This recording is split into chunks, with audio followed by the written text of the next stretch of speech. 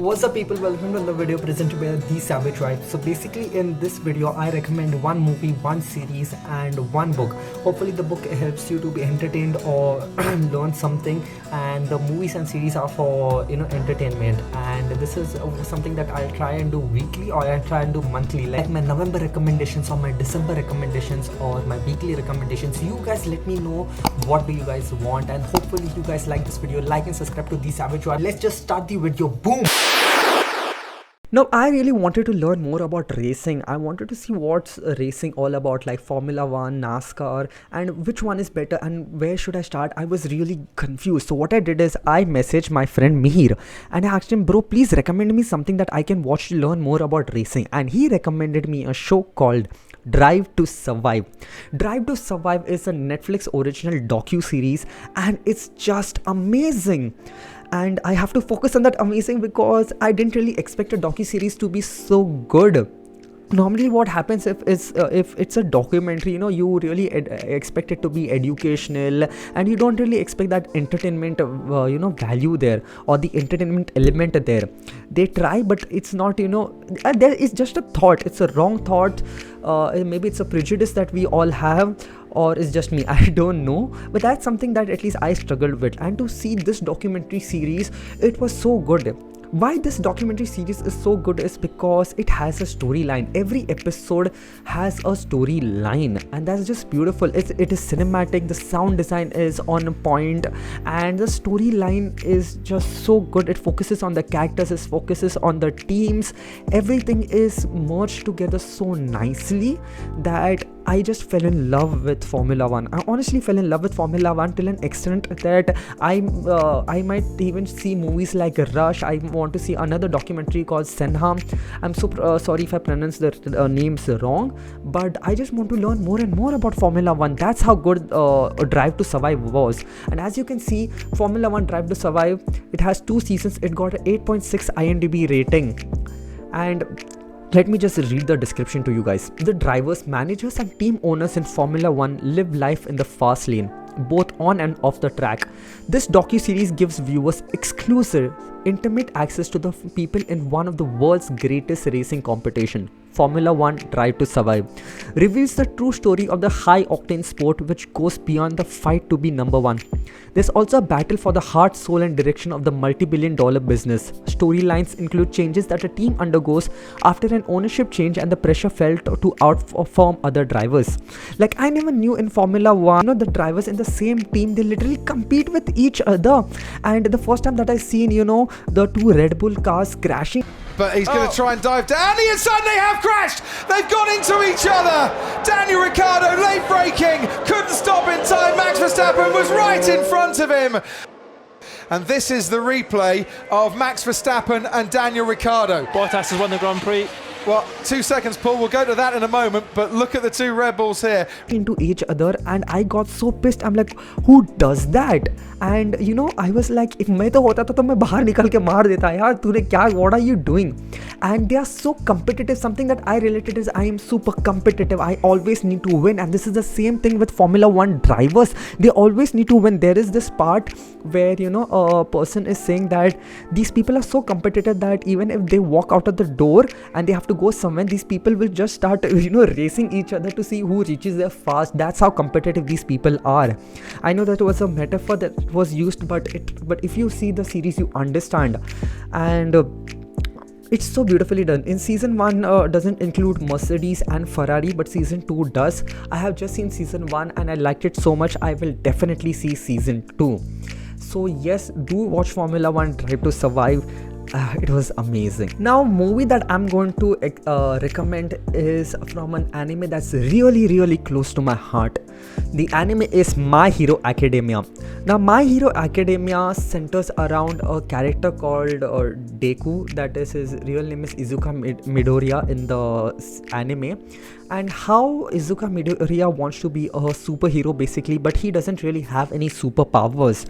And one fine day, because he still wants to be the best superhero that the world has ever seen, he doesn't want to give up, and because he never gives up, eventually he somehow finds his way and he gets one of the most strongest superpowers that is available in that universe. And this anime, I recommend this to everyone, literally, and everyone. Like, there are specific animes that you gotta watch, like, you know, Death Note, My Hero Academia, even Naruto. That's how My Hero Academia is. My Hero Academia is about emotions of not giving up, literally never giving up, and, you know, trying your best. And the way this movie is just amazing. The movie is My Hero Academia Heroes Rising, as you can see. The description is Deku and the rest of the heroes of Class 1A must save a group of islanders from a powerful villain. From a powerful villain. The IMDb rating is 8 out of 10, 91% on Rotten Tomatoes, as you can see.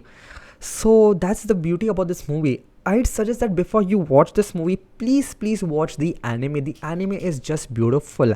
And why I really love this movie is, normally when you see an anime, or when you see, you know, animated movies, or even normal movies, a lot of people screw up in their sound design.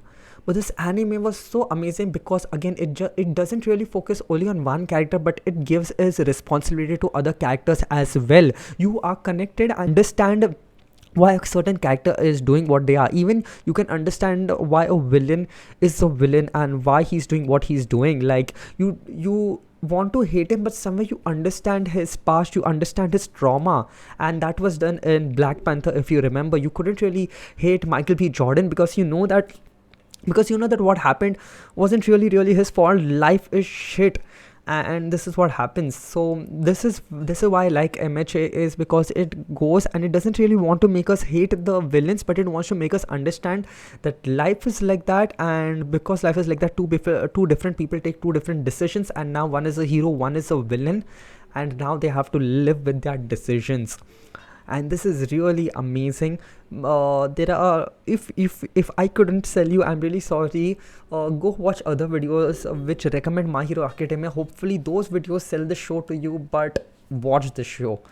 This anime is really amazing. It's available on Netflix, and once you finish watching, I think so, at least 2 seasons of My Hero Academia, go and watch this movie, that is My Hero Academia Heroes Rising. You will like it. Now, something that I stopped doing with this series for a lot of time is I stopped recommending books, and I'm really sorry for that. The thing is, it's really hard for me to even complete a book, right? It takes time to finish reading a book from start to end, and I do not recommend books which I personally haven't read. And at least I need to read like 2 to 3 chapters, and then if I find that book interesting, then I might go and recommend that book. But if I haven't even read the first page or the first chapter, then I don't really recommend books. So I want to recommend books because, you know, we should start with the habit of reading. Reading takes you to amazing places. It starts your imagination, and I do not really want to sell reading because a lot of people have already done. What I want to recommend is a thriller book, a political thriller book by Dan Brown. It's called Deception Point. As you can see, Deception Point is a novel by Dan Brown. It has 3.7 ratings out of 5 on Goodreads, and you know, it's really hard to get a rating on Goodreads. And 92% like this book on 92% of Google users like this book. Deception Point is a 2001 mystery thriller novel by American author Dan Brown. It is Brown's third novel, and as of 2020, his second and latest outside the Robert Langdon series.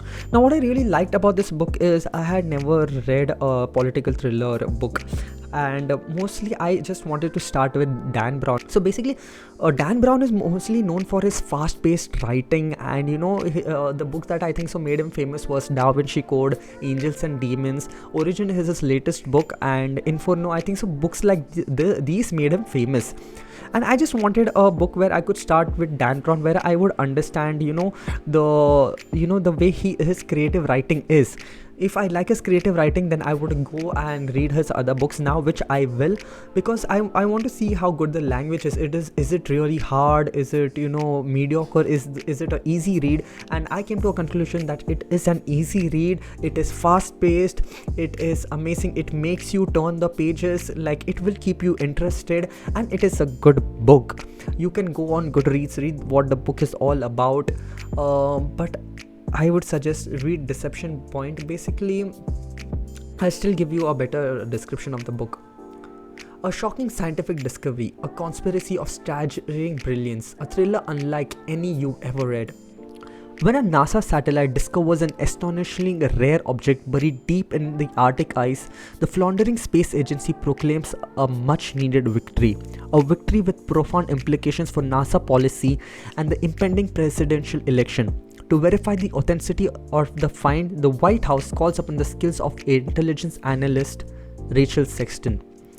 Accompanied by a team of experts including the charismatic scholar Michael Toland, Rachel travels to the Arctic and uncovers the unthinkable, evidence of scientific trickery, a bold deception that threatens to plunge the world into controversy.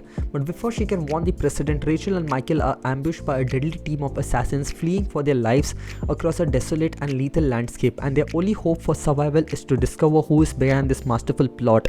The truth they will learn is the most shocking deception of all.